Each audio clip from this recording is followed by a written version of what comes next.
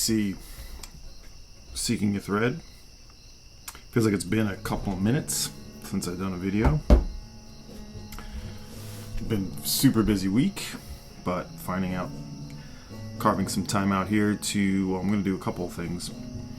Recording a bunch tonight. But I want to respond positively to Fred Big Star 1000's slowcore video with a response of my own. Fred always does great features and good rundowns, good sort of focus lists. And despite his own criticism of his channel, it's one of the best in the BC, always showing something interesting. It's super diverse palette of sounds and records he's always showing. So someone that appealed, certainly an approach and variety that I also appeals to me. Getting my words out here tonight. Here's 10 slowcore LPs from my point of view that are, this isn't like maybe the best of the genre or whatever. It, well, very well might be, but just 10 good ones to sort of complement what Fred did. I'm going to try to focus on things that he didn't show. Some bands I, kind of have to show because there's only so many bands in this era or in this style. There's a lot of more obscure ones, some other bands I'd like to get. I just don't have, like for instance, I'm missing my Spokane LP, the one I had that I really like. I can't seem to find it. Maybe I sold it. Also, there's like Idaho and Rex, and anyway, I'm getting ahead of myself. Those are some records I don't have, but here's one that is somewhat well known. No, not well known, but a band maybe some of you heard of. I know Stunty has talked about this band, Windsor for the Derby. Their second LP, Greutzfeldt, on the Trance Syndicate label, which, if there is a label that's got a bunch closely associated with slowcore or post-rock, is really what it is. I think of it more as rock being stripped down to bare essentials or to sort of more deliberate ideas and focused on feeling and nuance rather than sort of flashiness, which certainly appeals to me as a guitarist and someone in a band. That's always influenced me more than sort of like the showy stuff. But in any case, this is from 1997, their second LP. I like how the Trance label was taking off the island logo. I don't know, they must have had it on other releases. I only have a handful of Trance stuff, but out of Texas. Their second album, their first album was great too, Calm Hades, No Float. I think that's, Calm Hades, Float. But this one has that sort of slint forecast, post-slint, kind of like noodly post-hardcore feel, but the pace and the rhythms are what sets it apart and sort of gives it that sort of slowcore thing. This is a band that would have many more records. I only have the first two. Windsor for the Derby, Greutzfeldt from 1997. That's what we're listening to. Oops. Let's get into some other records. I believe Fred did show Codeine the way Birch. I also have the reissue of Barely Real up there. I only have these two Codeines. This is on Sub Pop. I got this one a long time ago, so this is an original pressing. This is their second LP after Frigid Stars. This is a band that maybe has the heaviest sound to slowcore. Definitely has that pace and the sort of rhythmic intensity, but this has got a louder edge to it. This has got the insert. Very nice. This is before Chris Brokaw was in the band. But they thank Gastro del Sol, I do have a Gastro del Sol record to show, and they're kind of more in the mathy, post-rock, ambient feel. But they're a very important group to many indie rock bands from the mid-90s. Anyway, this is recorded in 93, released in 94. John Engel, the guitarist. Stephen Imwar, bass and singing. With Sharon, drums. And David Grubbs, there he is, playing, who was also in Gastro del Sol. Doug Sharon, I believe, was the drummer in June of '44. I think I have that right. Out of New York, I guess. Right? Great band. These records have gotten expensive, interestingly. But the Numero group has kind of, I think they had them. There was a box set that's hard to print now, but I think you can get the individual reissues. Codeine, a great band though. Like I said, rhythmic intensity is what stands out to me, and sort of definitely a harshness more so than the other bands of this genre. Here's another one that sort of complements Windsor for the Derby, and another one Fred didn't show, but I'm sure he knows. This is the Four Carnation, their first album from Matador. Picture of Chicago on the back, certainly probably the most important city in indie rock in the 90s. This is, the key one here is Brian McMahon, who was in Slint, the vocalist, if you want to call him vocalist, and guitarist. But this is kind of a who's who of Chicago. Features members of Tortoise, Doug McCombs, and I believe, yeah, he's not on this one, but I think also, let's see, yeah, he's not on this. But in any case, a couple members from Tortoise are on some of the records. David Pajo's on the first EP, but not on this one. This is Marshmallows, and it is Brian McMahon's band from Slint, as long as his brother is in it as well. And this one definitely is quiet and slow, but does give you some bursts of that sort of post-hardcore slashing guitar sound.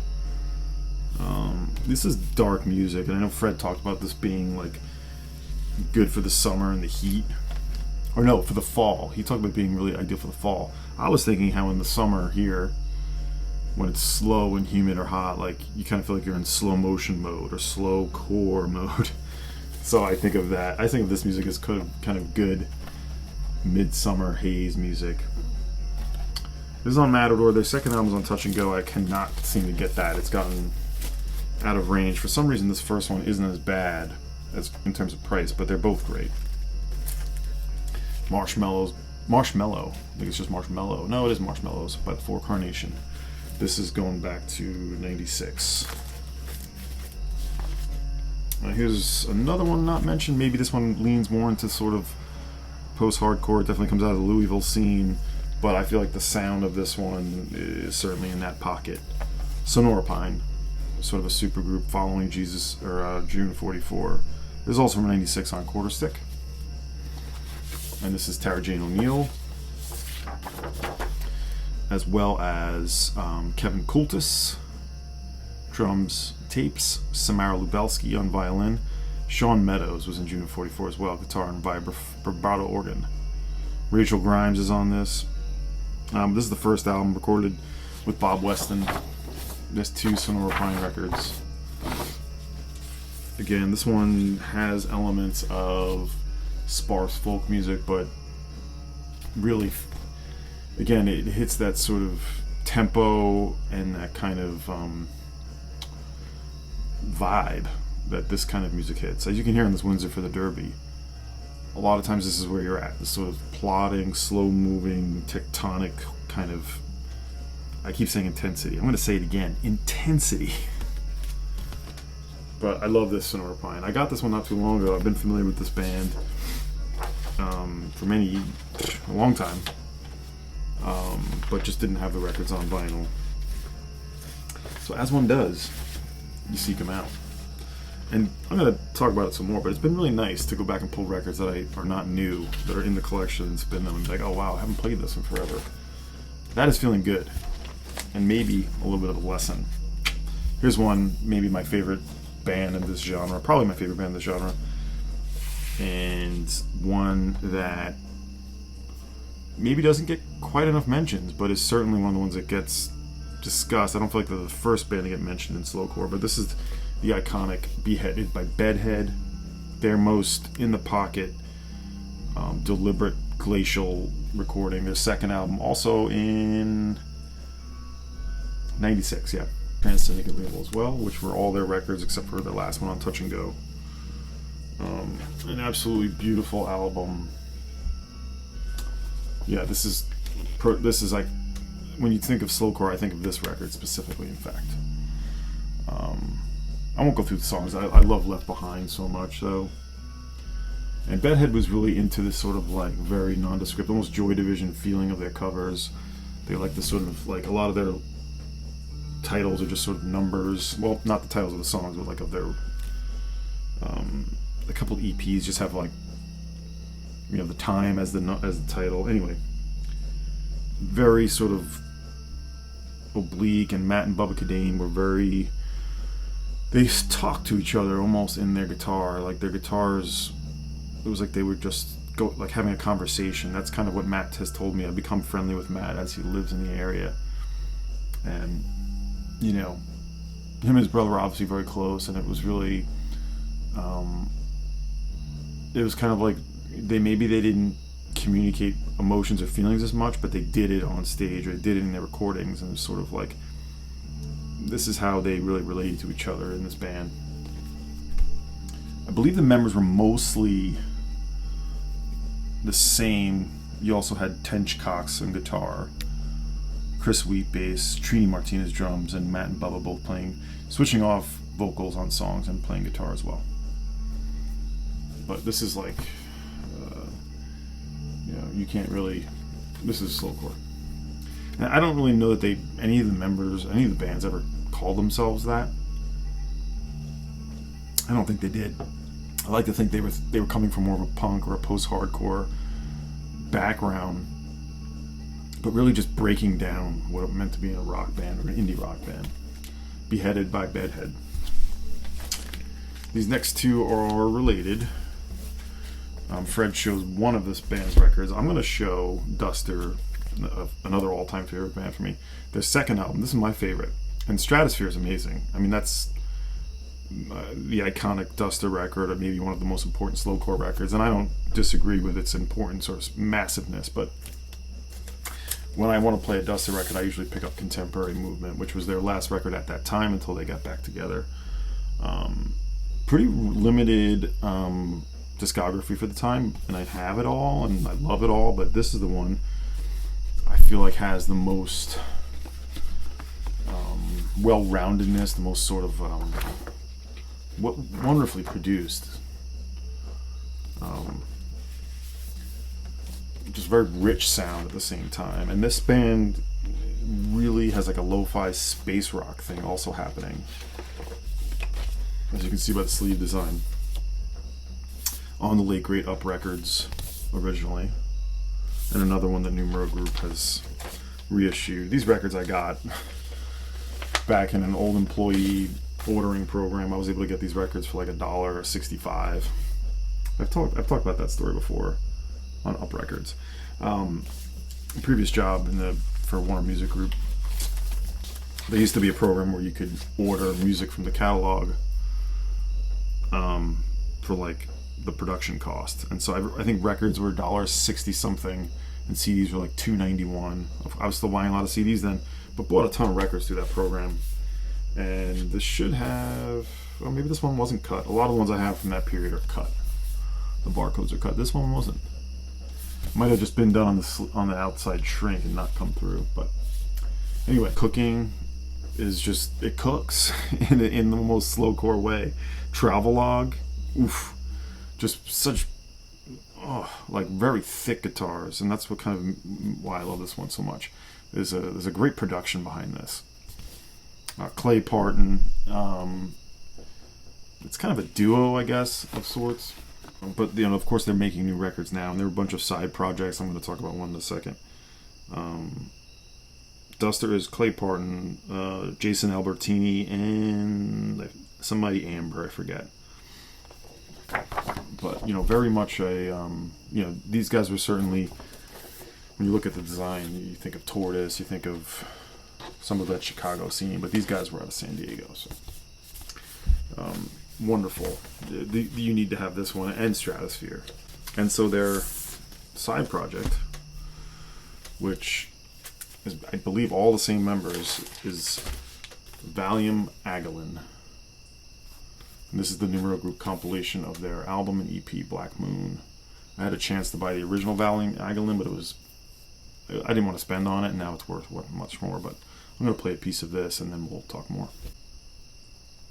So, I'm not sure why they started this. I did this as a side project, but maybe it was a chance for the members of Duster to get into space rock more officially, because their records as Duster did kind of do that. But this is Valium Aggelein, recorded I believe around the same time, 97, 98. And I just love this black sleeve design. Everything's black. The inner sleeves are black. And this one is, if Duster is desolate and sort of distant, this one is that in space, and it's breathtaking. I hadn't heard it at the time like I had Duster, but I was aware of it. And it just seemed like this like obscurity that no one really knew or no one really had any evidence of. I didn't know it actually was a record. But it was album and an EP, and I believe it's just the same exact members. But again, this is called Black Moon. You can get this. Numero group always doing great work. Awesome. That's what we're listening to now. Another band I've mentioned quite a bit, and this is I think the one that most sort of is in the pocket of what slowcore is or was. Acetone's EP. This one fits into like Americana, I would say. It comes up from that level, but certainly slow and distant and deliberate. Look at that cover. This is an EP. I guess I would. A band that has been compiled, as I talked about, by Light in the Attic, but many of their records, most of them haven't been reissued, and probably may not. I don't know. I think they're being held up. Vernon Yard and Hut Recordings are the labels that are sort of associated with this band. And this is an EP that includes some covers and originals. I'll show you the labels. This was on Vapor. No, this was Vernon Yard. Vapor was Neil Young's label, which some of the records are on. Vernon Yard, Juanita, The Late John Garfield Blues, I Guess I Would, Sometime You Just Can't Win, All for the Love of a Girl, How Sweet I Roamed, Beautiful, Acapella, and Border Lord. This is really closer to an album, but again, this brings in light tinges of country and folk rock, but it all slowed down and all sort of with a little more feeling. What a great band this was out of LA. This is also this is from '94, actually, so a little earlier. Yeah, unfortunately, these have gotten expensive. I mean, I would really seek out that Light in the Attic compilation that gives you some of their best songs and unreleased music. What a great band, though. Jason Spaceman loved this band. I love this band. You should love this band, Acetone. You gotta talk about Low. You just have to. Ian Fred did, and I'll talk about The Curtain Hits the Cast. This was also from '96, a big year for slowcore, apparently. This is on Vernon Yard as well. This is a double album, the original pressing. Again, I've shown this before, and it was not cheap, but not crazy expensive, and that has changed. Again, the sleeve art reminds me of 4AD here. Not a gatefold.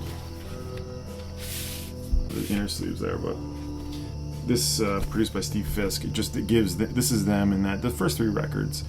I don't have I Could Live in Hope, so I'm missing that one, Fred. But hopefully that gets probably reissued. I know it's been bootlegged. It never came out as CD originally. It was reissued for the first time on vinyl by Plain Recordings, which is probably not legitimate, but I think they're being held up in copyright hell. But I do have Long Division, which is probably my favorite. But I'm going to show this one. This one I think embodies the slowcore sort of spirit, and another band just super important to that, to this music, which wasn't a scene per se. It was just sort of maybe just a reaction to what had been happening. A gorgeous record. Low, The Curtain Hits the Cast. A couple more. This one is a band Fred did mention. I think this is the iconic Songs Ohia. Ghost Tropic. This is Jason Molina with Aldasair Roberts going for a just a really stripped down, pulled apart sort of feeling. I mean, he's not even really playing chords or progressions. It's really just sort of just fragments, pitch bends and harmonic shifts, and he's trying to do Eno in a way, I guess you could say. This is from 96 too? No, this is later, 2000. What an intense vocalist and musician. You know, his earlier stuff was certainly more of a dark folk thing, and this one, like I said, he was going for just space and atmosphere, and that's why I think this is the one that most embodies slowcore, if you ask me. Ghost Tropic. There's a few others I agree that the Lioness would make sense too. This has got the original Secretly Canadian catalog there.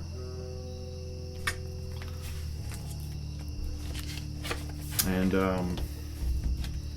you know, if you've never listened to Songs of Ohia, and I'm not sure what this is the best entry point, maybe it is. It's his most sort of avant-garde and ambient, you could say, but coming from an indie rock or sort of a post-rock perspective.